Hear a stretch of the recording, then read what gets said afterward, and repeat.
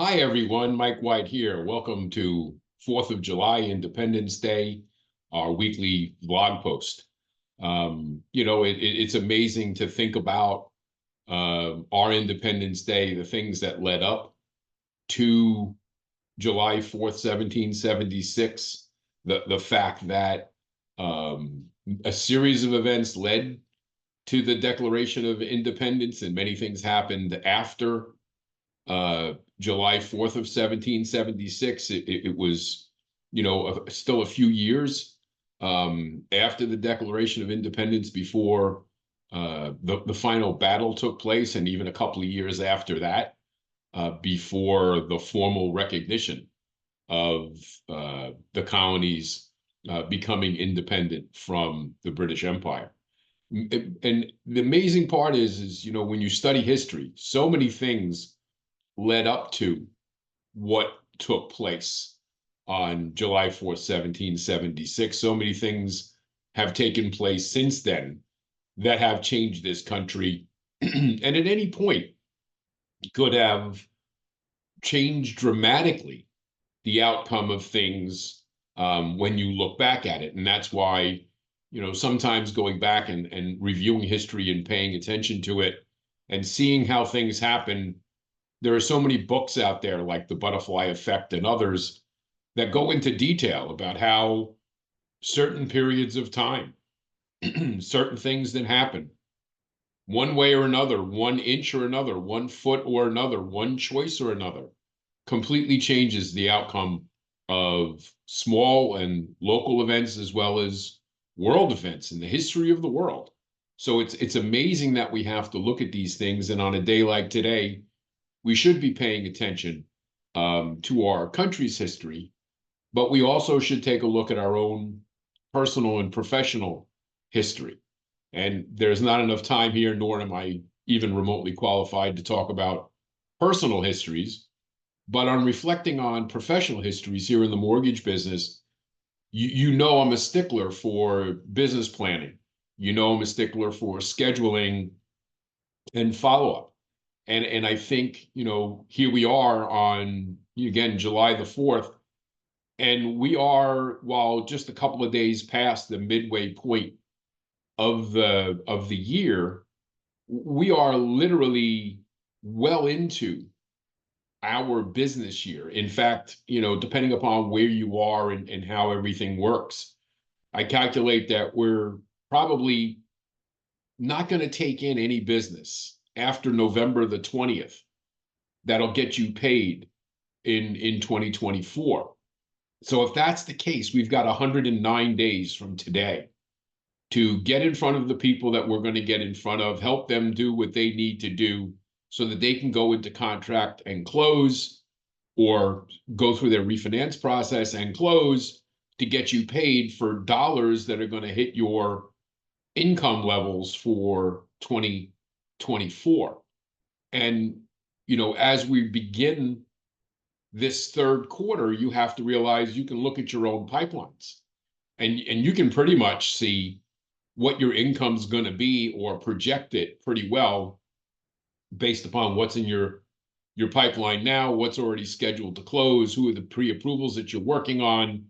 You got a pretty good idea of what you're going to make right through the third quarter of this year. And it's either on target, ahead of target, behind target of where you had projected yourself to be. And I think now it's a really critical time, not only to look at our country's history and reflect upon those things and that situation, but our personal histories, because our personal independence is largely connected to our professional outcomes. The choices that we get to make personally are often, wrapped into how well or how poorly we're doing professionally. Money isn't everything, but it does provide options as to what choices can be. Money doesn't equate to happiness. They say money can't buy happiness, but it sure as hell can rent the happiness you need for certainly periods of time.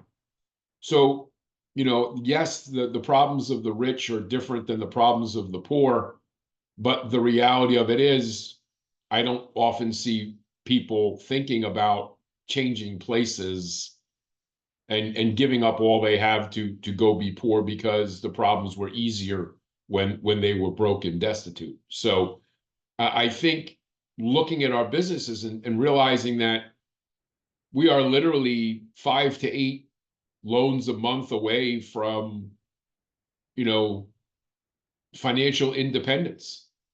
And I've stressed that all along in my career, is that 5 to 8 deals a month in virtually every market that you're in will generate the income necessary to have you in an above average income level in your marketplace. And 5 to 8 units a month is not that hard of a thing to do if you've got a plan, if you have a process, if you're committed to scheduling and doing the work necessary, because you can control that in every market, in every place of the country, regardless of whether rates are 2% or 18%.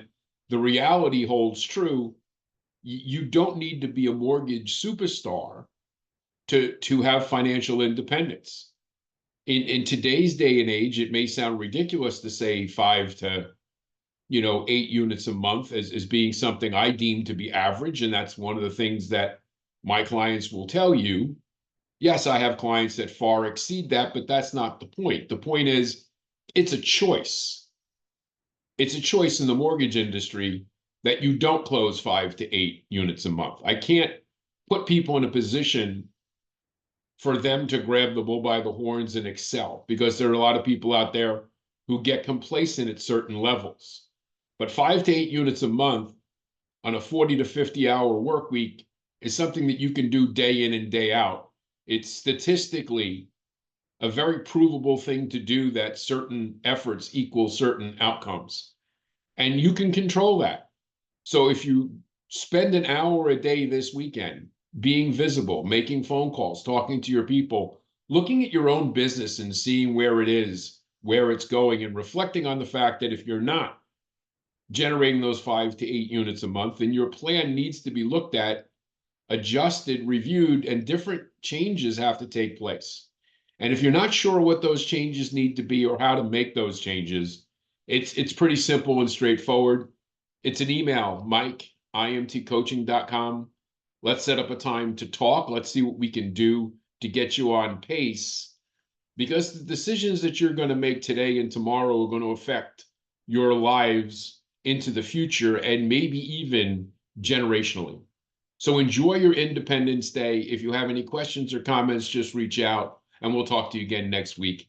Take care. And oh, by the way, big jobs report tomorrow morning, 8:30 Eastern time, could impact the markets. So pay attention. So we'll talk to you again real soon. Take care.